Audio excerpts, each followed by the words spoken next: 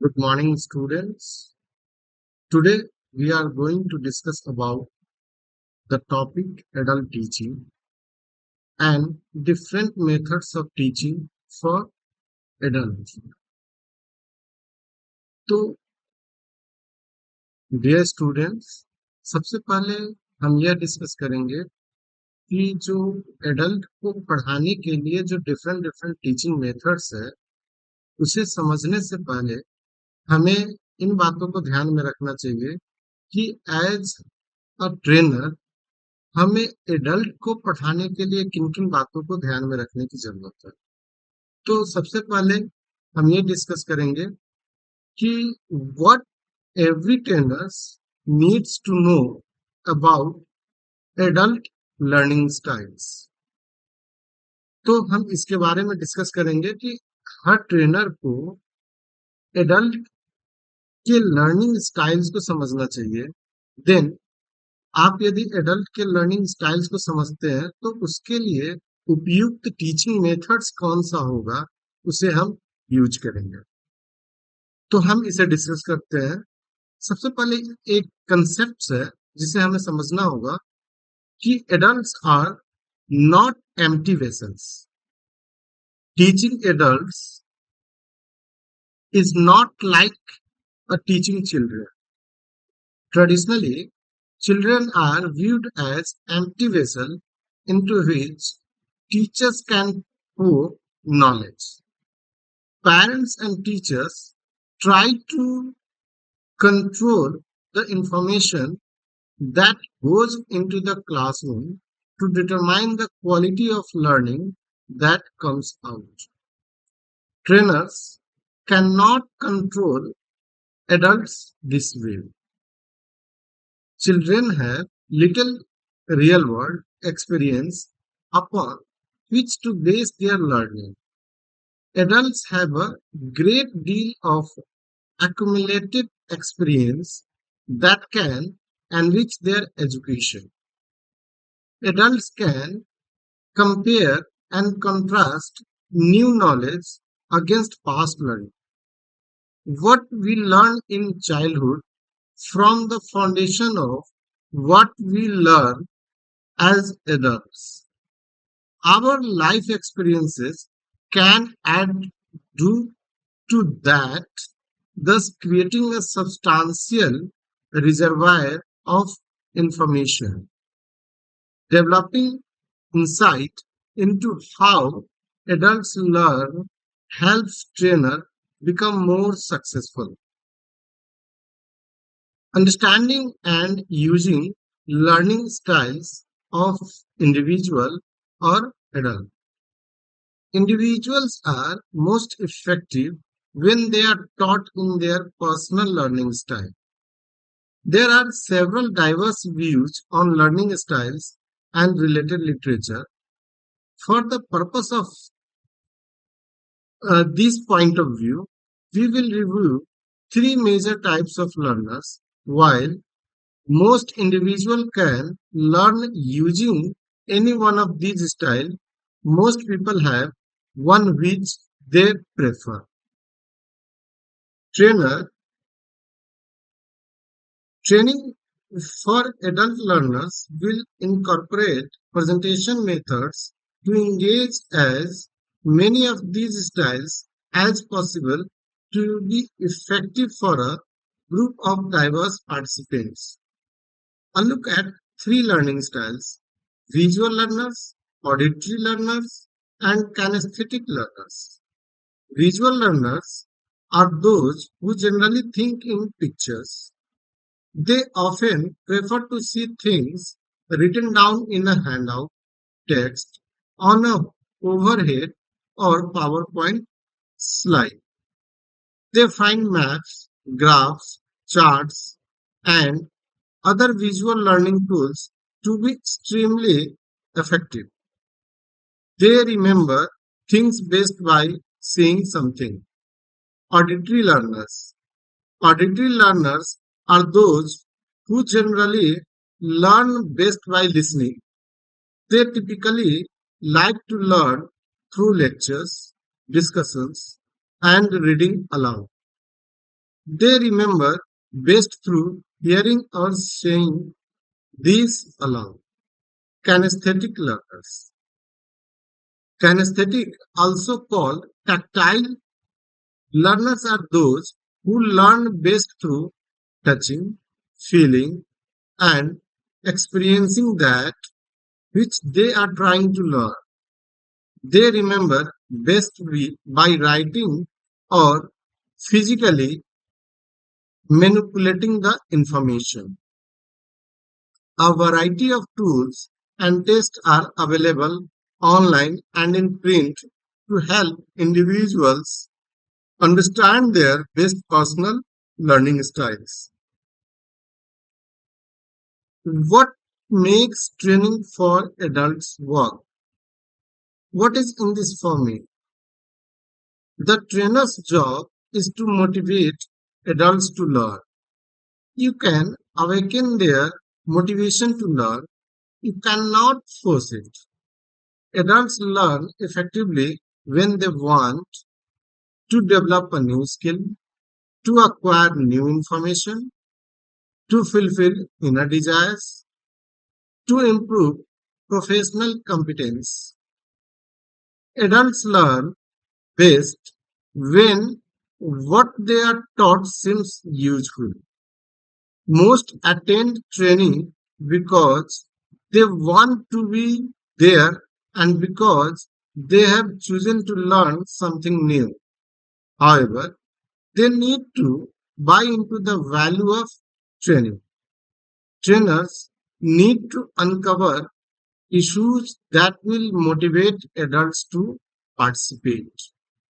How is this going to help me achieve my goals? Adults need a practical approach to learning. They may understand the importance of keeping up with changes impacting their life or their profession, but they are rarely satisfied to learn about some skill or information for future use. They want immediate applicability. They learn best when they perceive there is a connection between the training and their goals. How does this relate to me? Adults are problem and task oriented. They want hands on experience in things they can use now. Successful adult learning must relate to a lifetime of experiences. If it does not fit in with what adults already know, they may reject it. When can I try this out? Practice makes perfect. Adults retain knowledge longest when they practice what they learn. Their deep and powerful drive for self direction makes them want to be in change. Plan repeated opportunity for adults to put ideas and skills to work. Involving participants in training creates an environment where they can support each other and receive feedback from their peers. Your training method either capitalize on the way participants learn based or frustrated. In general, the more a training method deals with real life issues, the more it reinforces the feeling that this learning applies to me and can be useful. As trainers working for parents centers, we have the benefit and adults who attend training we provide are already motivated by personal or professional interest in acquiring information and skills. However, we must not ignore the important aspect of adult learning that will impact the ability of participants to retain and use what we are teaching. Percent of adult recall in the learning process, just seeing 20%, just listening 10%, but in direct purposeful experiences 70% can learn. If adults think I'm not a child, adults learn best when they are treated like adults. Mutual respect, trust, comfort, collaboration, and freedom to participate should characterize their learning environment. The training event should also encourage learners to view one another as resources. Parent-centered typically understand the value and effectiveness of this aspect of providing training and information services. By utilizing a parent-to-parent or peer model, centers offer training events that capitalize on these characteristics of effective adult learning styles, including time for breaks and encouraging informal dress trails, participants to relax and join with their peers in learning. To create an effective learning environment for your presentation, it is necessary to understand the factors that limit the adult learning process. Adults have less time available to be engaged in learning due to their many responsibilities. The time they spend in training session must be viewed as a worthwhile investment. Pressure of normal day-to-day tasks limit the adult's attention span. Adults do not necessarily view the trainer as an authority figure, but rather as a resource for information. An adult's willingness to learn is not related to his or her ability to learn. Adults do not view themselves as learners, they are parents, spouses, breadwinners, and or professionals. People do things for their own reasons. What was that you said? Adults like variety. Use a variety of activities to help participants learn. Studies show that some prefer to receive their learning through visual simulation like DVDs, videotapes, PowerPoint presentations, or handouts. Others prefer more auditory presentation like lectures, trainers, reach more participants and achieve more successful training by accommodating this need for variety. Am I doing okay? Remember that adults tend to set exacting goals for themselves. Adults can be impatient with their own errors or become discouraged if they do not think they are making progress towards their goals. Give them an opportunity to identify achievable goals related to what they are learning, to express their goals, making a commitment to themselves and others for what they will do, and provide strategy and opportunity to assess their own progress. Putting theory into actions. Plan events to take advantage of participants' intellectual, social, and cultural resources. This takes preparation and planning. Assess the makeup of participants to determine how to design and deliver the training. Look at issues like familiarity with the topic, resistance to learning, expectation level, outside classroom commitments, motivation to learn, the likelihood of participants using training immediately, personally, or in their profession. Tips for teaching adults: create a comfortable learning environment, emphasize the training's applicability to address their issue, concern, needs, or interest.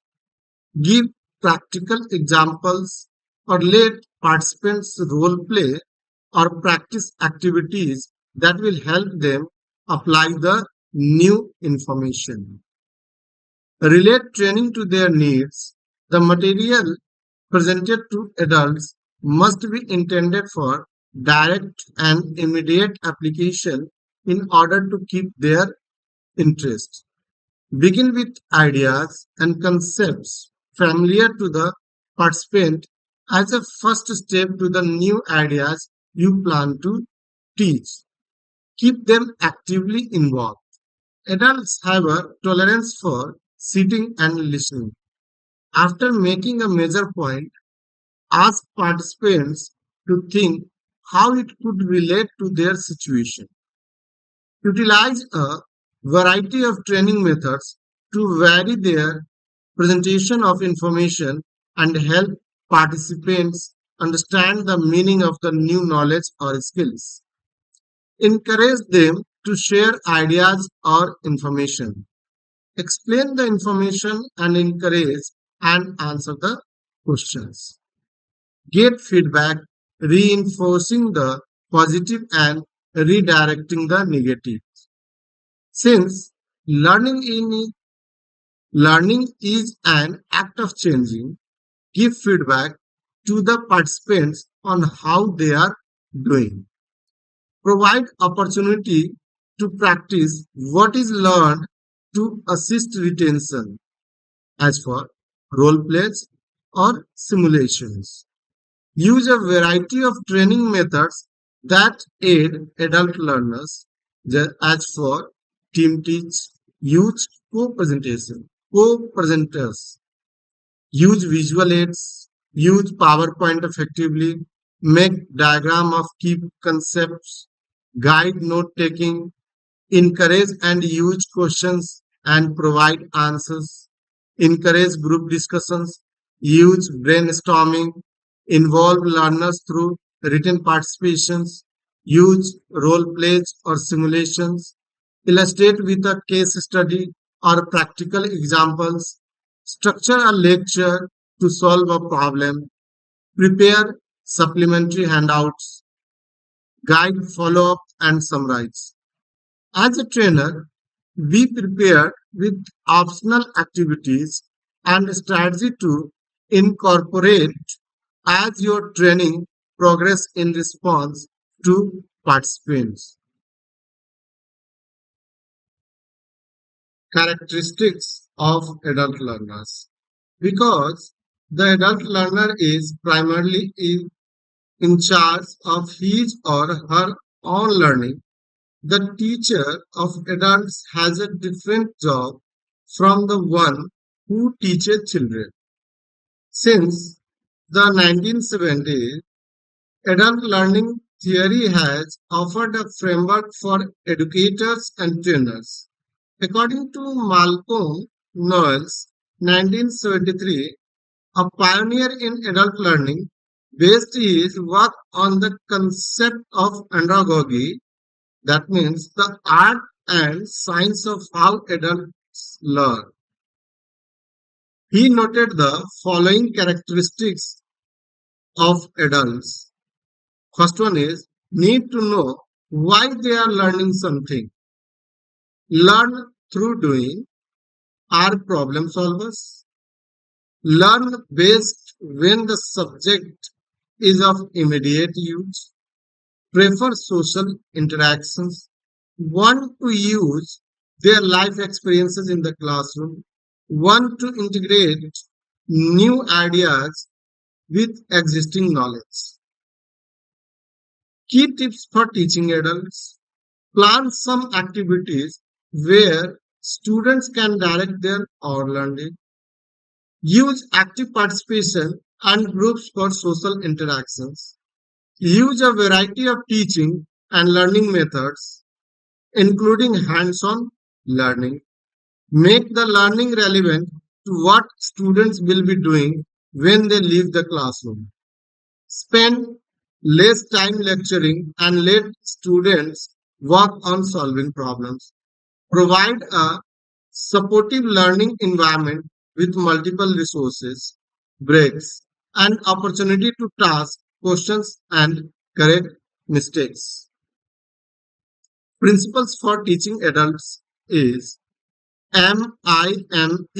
That means motivate, inform, monitor, and engage. Principle 1. Make sure your adult students understand why. This principle is not only about having participants see the relevance of the training, but about why each thing you teach them is an important part of the learning. Adult learners are motivated to learn when they have a need to know. Tell participants explicitly how the training and individual activities will be useful to them on the job. And early in the training, share the clearly defined goals, objectives, and agenda for the training. They want to know how the instruction will help them and often ask themselves the following questions. First one is, what is in it for me? Why do I need this information? How will I benefit from it? How can I make use of it in a practical, real way on the job? How will it make me a better worker or professional? That means here learning objective is knowledge, skills, and their attitudes. Second one is inform. Principle 2. Adults need to learn in their own way. There are three general learning styles for providing information: visual, auditory, and kinesthetic, which was discussed in earlier. According to visual learners, rely on pictures, show me is their motto. You can best communicate with them by providing handouts, graphs, diagrams, illustration, and writing on a whiteboard.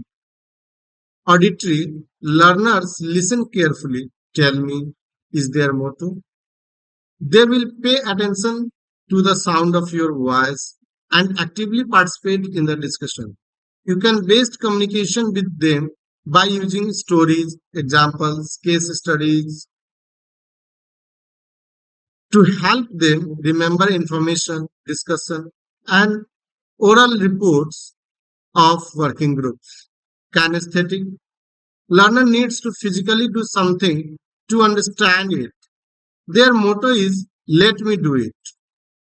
They trust their feelings and emotions about what they are learned.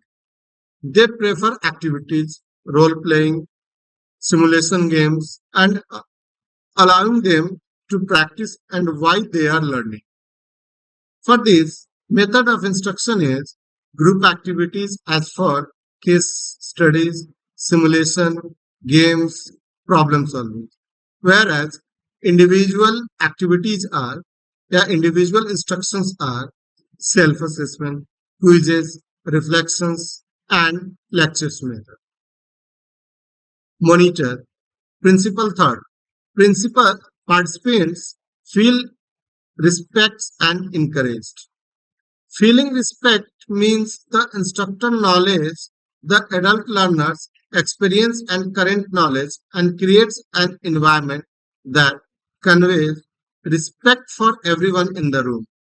If people feel that they are being talked down to, patronized, or even ignored, their energy is diverted from learning to dealing with those feelings. The trainer can help foster a comfortable, productive learning climate through the attitude he or she projects. Show respect for the learner's individuality and experience. Be sensitive to the language you use so that learners are not inadvertently offended. Be open to different perspectives. Adopt a caring attitude and show it. One way the instructor can monitor the classroom climate and encouraging learning is through the use of good questions and reflections.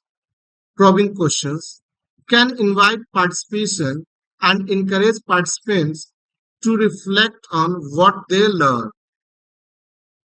According to Baines 2012, shares a framework of 6 types of questions to get people thinking about issues from a different perspectives. As for fact finding, feeling finding, telling more, waste, third party, and brainstorming ideas. That is, L is equal to P plus Q plus R. L that means learning, P is equal to program knowledge, plus Q is equal to good questions, plus R is equal to reflections. Engage. Principle number 4, engage. Use experiential learning. The word experiential holds 2 meanings for the teacher of adult learners. First, honoring the life experiences and knowledge an individual brings. And second, active participation in activities during the session. The first aspect of this principle is to tap into the wealth of wisdom and experience of the participants whenever it's appropriate. This is done with asking participants to share stories using case studies and problem solving exercises. The second aspect can take many forms. Any activity that gets your students involved makes the learning experiential. This includes small group discussion, experiments, role playing, skits, building something at their table or desk, writing or drawing something specific, activity of any kind. Activities also keep people energized, especially activities that involve getting up and moving about. More importantly, research shows that adult learners' retention rate increases significantly when engaged in active learning methods. Warm-up activities or energies. Research shows that beginning your session with a 5 to 15 minutes activity can engage adult learners and increase their participations.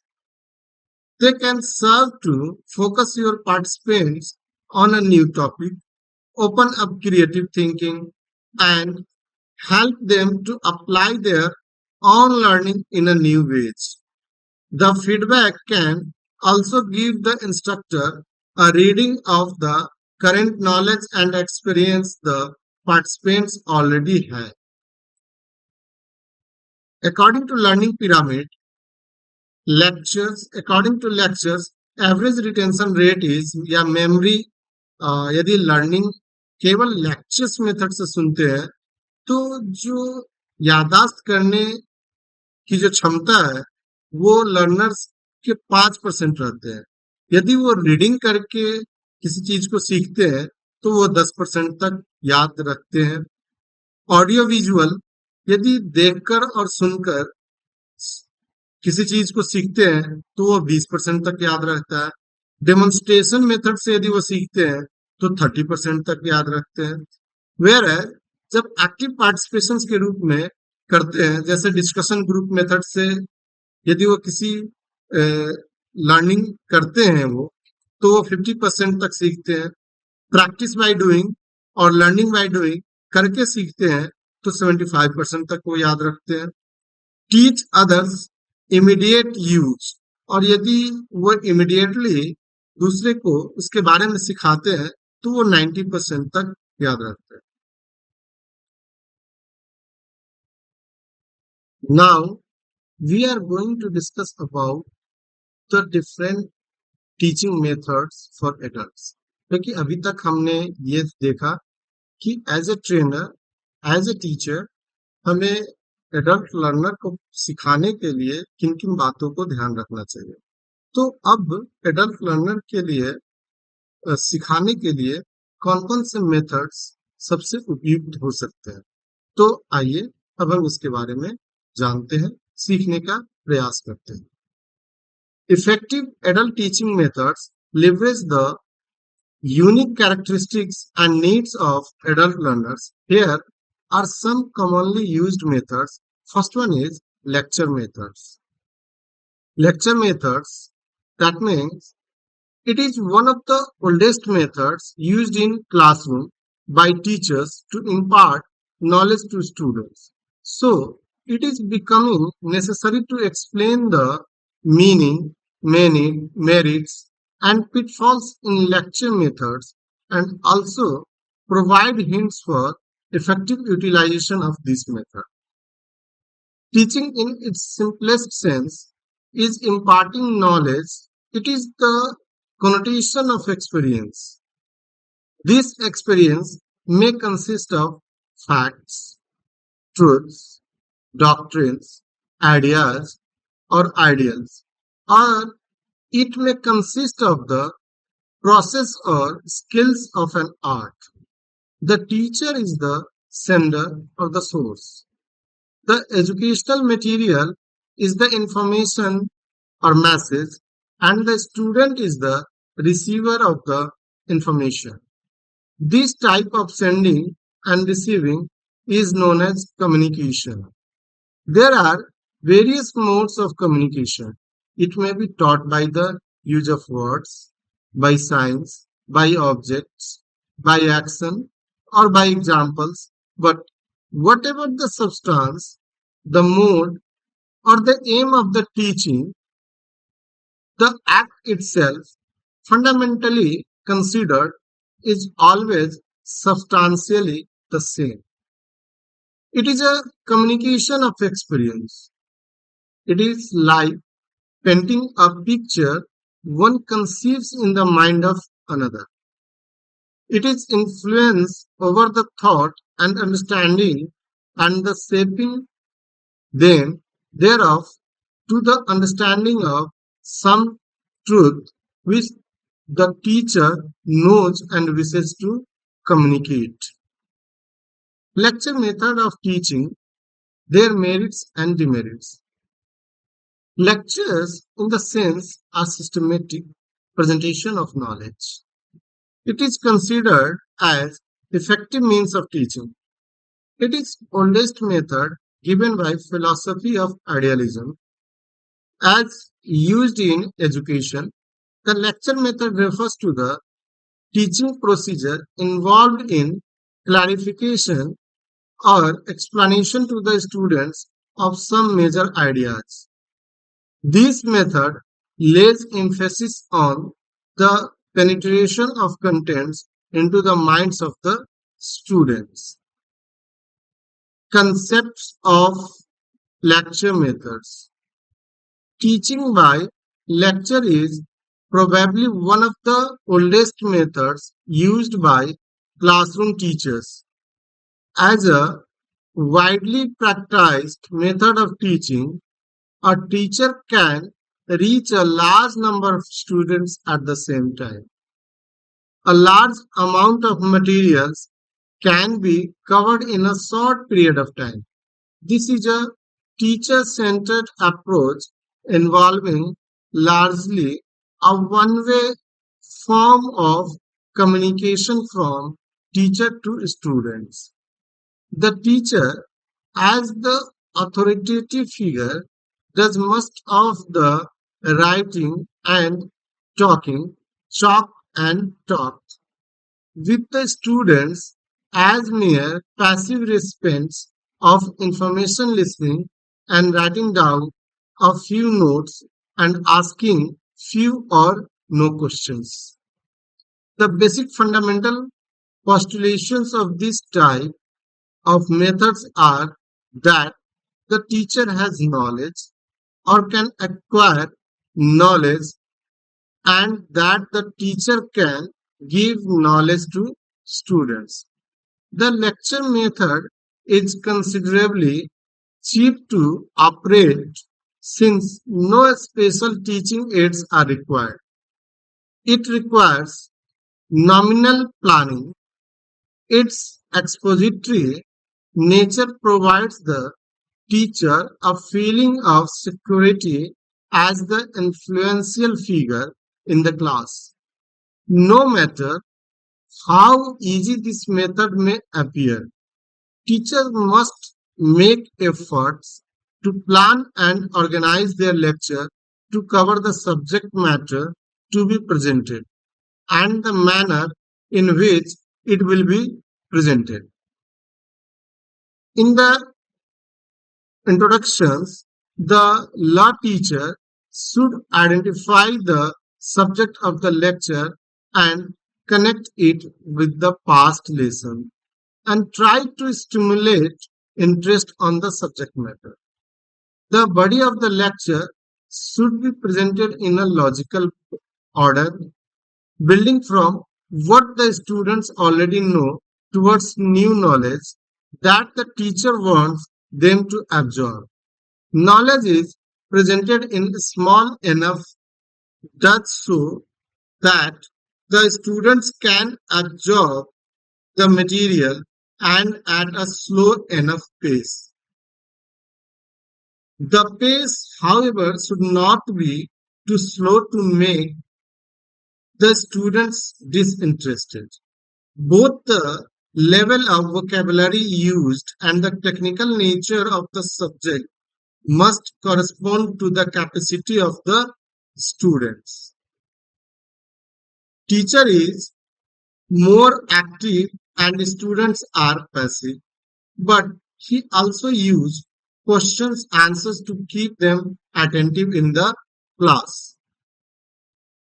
By or by changing his voice, by impersonating characters, by shifting his posing, by using simple device, a teacher can deliver lessons effectively. While delivering his lectures, a teacher can indicate by his facial expression, gestures, and tones the exact soul of meaning that he wishes to convey the message. Thus, we can say that when teacher takes help of a lengthy or short explanation in order to clarify each ideas or some fact, that explanation is termed as lecture or lecture methods. The primary advantage of a lecture is its ability to present a large number of facts in a short period of time, but it is necessary that the student should accept and understand the subject matter to be presented. Lecture method makes fewer demands on the teacher's time for planning and preparing and is therefore an attractive and easy method of teaching. It is very useful in conveying factual information when introducing the new topic. Merits of the lecture methods of teaching. The teacher controls the topics, aims, content, organization, sequence, and rate. Emphasis can be placed where the teacher desires. The lecture can be used to motivate and increase interest, to clarify and explain, to expand and bring in information not available to the students, and to review. The number of students listening to the lecture is not important. Student can interrupt for clarification for or more detail. The lecture can be taped, filmed, or printed for future use. Other media and demonstration can be easily combined with the lectures. The lecture can be easily revised and updated. The teacher can serve as a model in showing how to deal with issues and problems. Students are familiar to the lecture method. It is relatively less expensive as no special apparatus is needed. Lecture methods gives a teacher a sense of security by reliance upon the supposed authority of the dispenser of knowledge. Lecture method channels the thinking of all students in a given directions.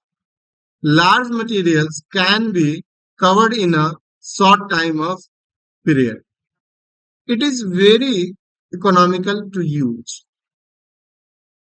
Because of its advantage, a majority of instructors use the lecture method.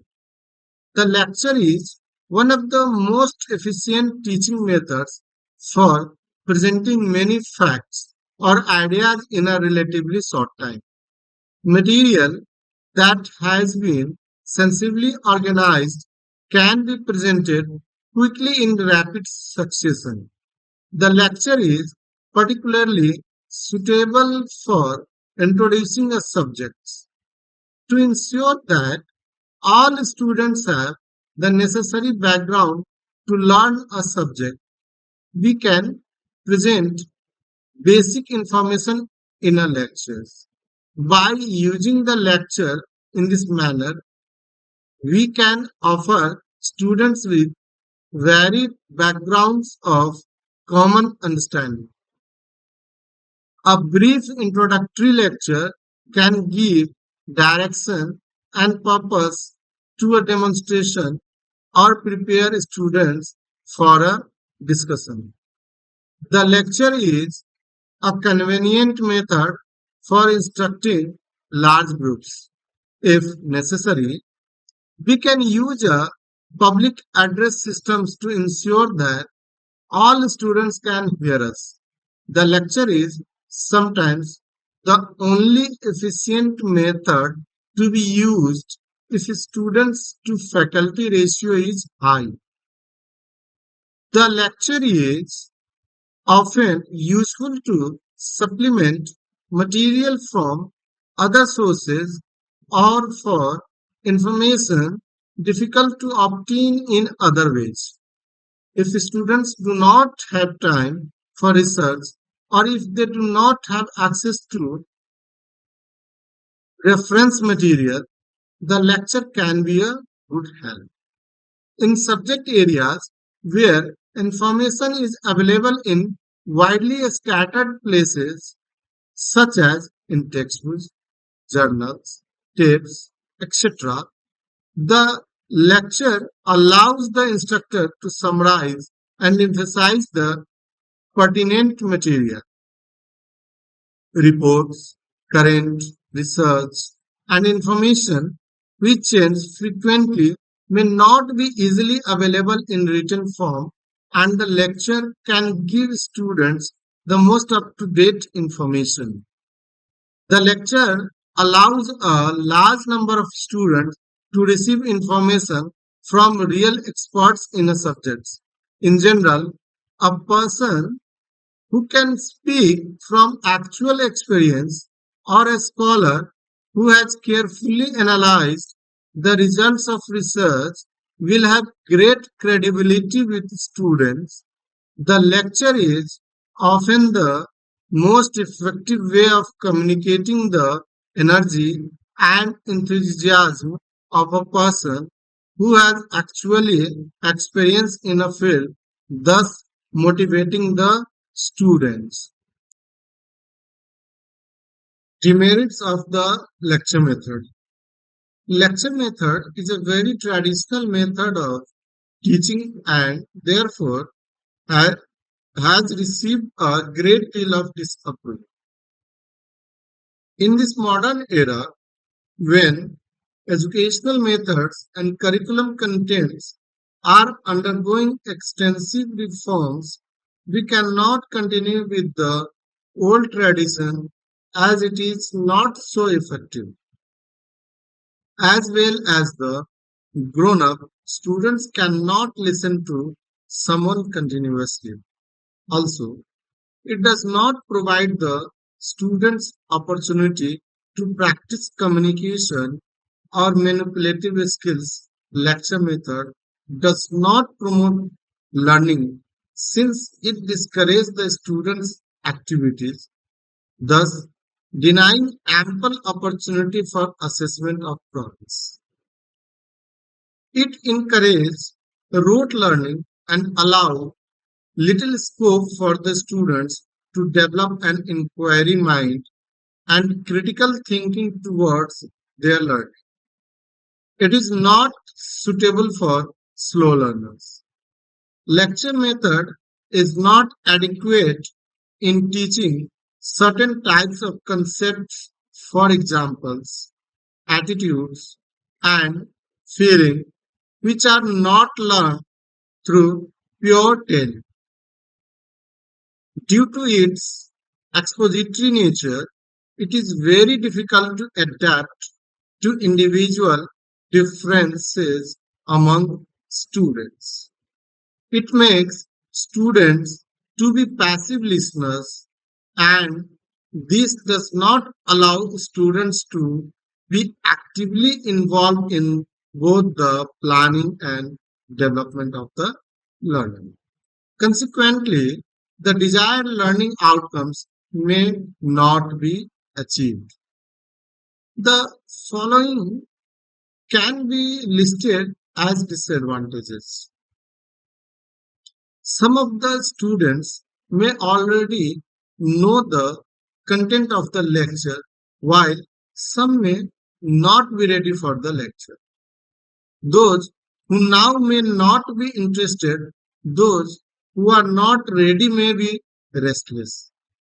This may not give the possible effect of the teaching. Lectures are group based. In India, their huge gathering is before the teacher. Some of the classes have more than 100 students. It is possible that the teacher may not be able to pay attention to an individual. Hence, it will become an address to the gathering rather than teaching. It is difficult to maintain student interest and attention for a full hour of lecture. The teacher may fail to keep the same tone, volume of voice, and the contents of his or her lecture must be interesting. This may not be possible in some serious subjects like jurisprudence or the code of civil procedure, etc. The communication is mostly one way from the teacher to the students. Usually, there is little student participation. The students who do participate are few in number and tend to be the same students in each class. The teacher dominates the class and hence the students just have to listen. Most of the students are not habituated of taking notes. They sit in the class as if it is some storytelling session.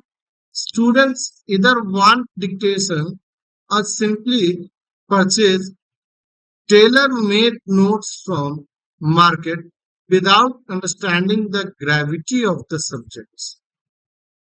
Lecture information is forgotten quickly during and after the lecture, as the student is neither attentive nor taking note. They cannot revise what has been taught and happen to forget. There is no immediate and direct check of whether learning has taken place. If the teacher simply delivers a lecture and walks out of the class, he or she is not aware about the learning habits of the students. Also, if the teacher avoids asking questions about the topic lectured on the day before, he or she does not get the feedback whether the student really followed what he is being taught, nor the teacher comes to know about his teaching. All this is understood only when the examinations are conducted and the results are declared. But most of the time it is too late. Lectures are not effective when teaching objectives are not clear. The lectures method encourages student dependence on the teacher. Students are not very active when only listening. Few teachers have been taught how to lecture effectively. In India, we do not have courses like B.Ed or D.Ed to teach in the colleges. A person is eligible to teach in the colleges and universities after attaining mere qualification, that is, passing NET, SET exams in a particular subject or pursuing a PhD or MPhil. There is neither a course nor a training session for a person appointed as assistant professor. Guidelines for effective use of lecture methods. The teacher should use sufficient teaching aids, good illustration and demonstration while using lecture method to achieve his objectives. For a college, a maximum time or duration of the lecture becomes very important. The young, immature minds have short interest span and limited ability to retain points given in the lectures. Adults usually can sit for an hour receiving the lectures. To make a lecture effective and achieve what other participatory methods like discussion, projects, role play, mock-up methods, etc. can achieve the desired effect. The follow rules must be meticulously observed.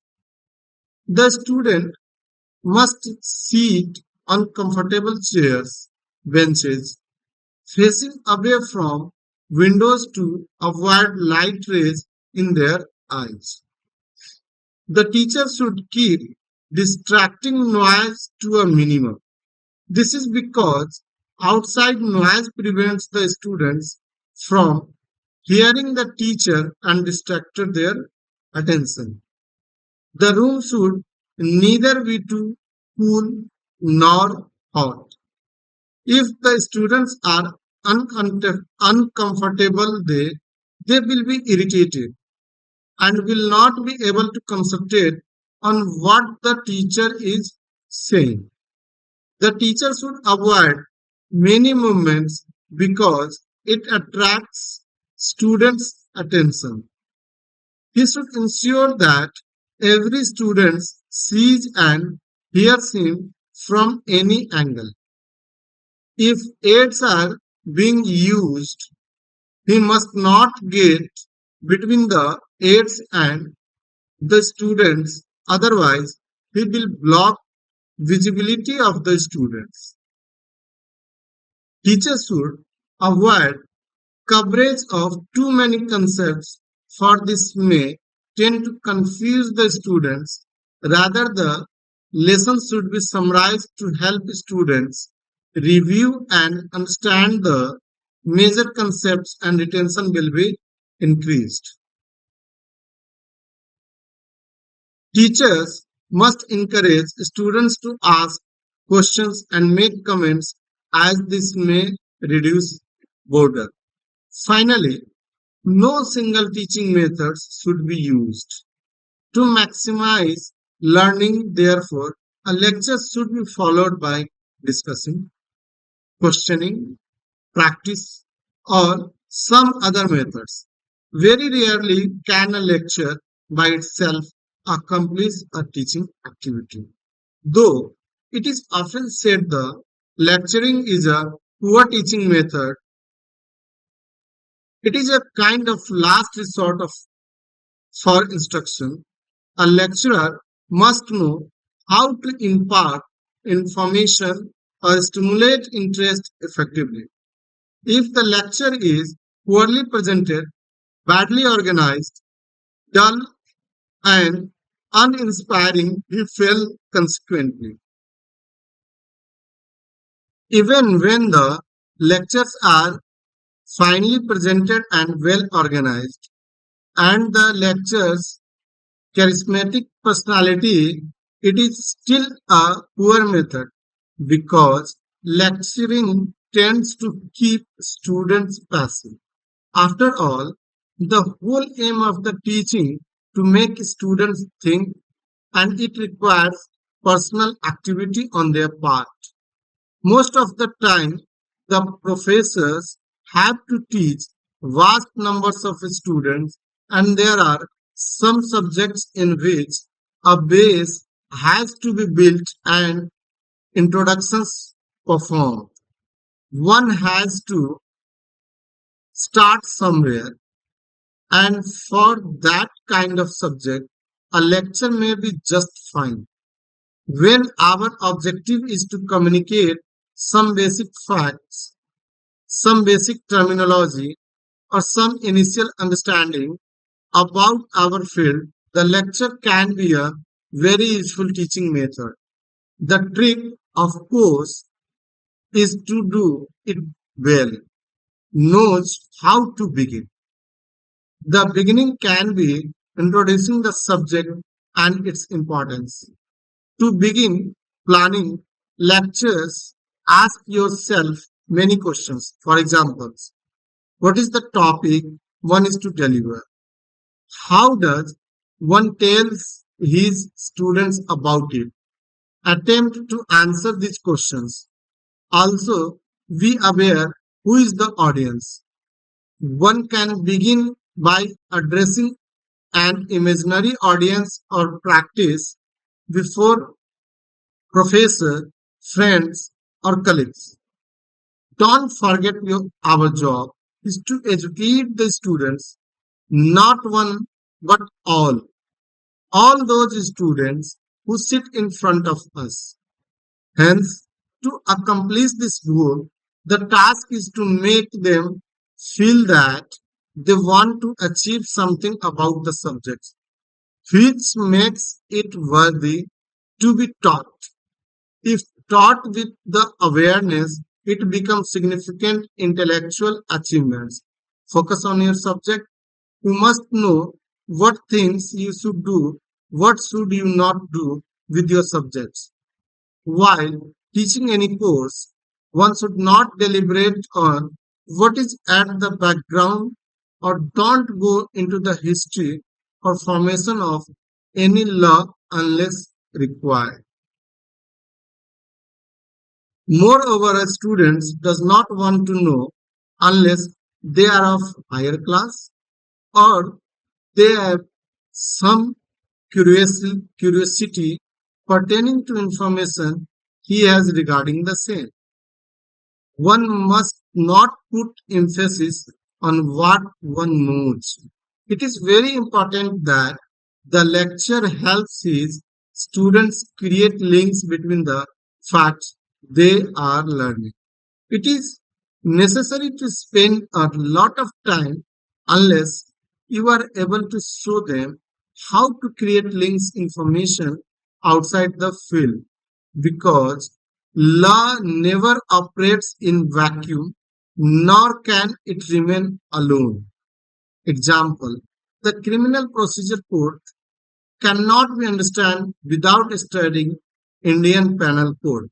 The teacher of Criminal Procedure Code must be able to link it with IPC. For studying environmental law, the relationship between the environmental law and the constitution as well as the environmental law and IPC has to be discussed. This is to shun the childishness of the students who assume every course should be taken as an isolated Islam. If the students are able to understand this intellectually consistency, then maybe they will be able to reason, and thus their irrationality could be converted into rationality, which takes an additional significance. Thus, we can conclude that lecture method is a traditional method where the instructor delivers content verbally. Its advantages are efficient of presenting large amount of information to many learners, and its consideration are must be interactive to maintain engagement, such as incorporating question answer session or discussion. Thank you, students.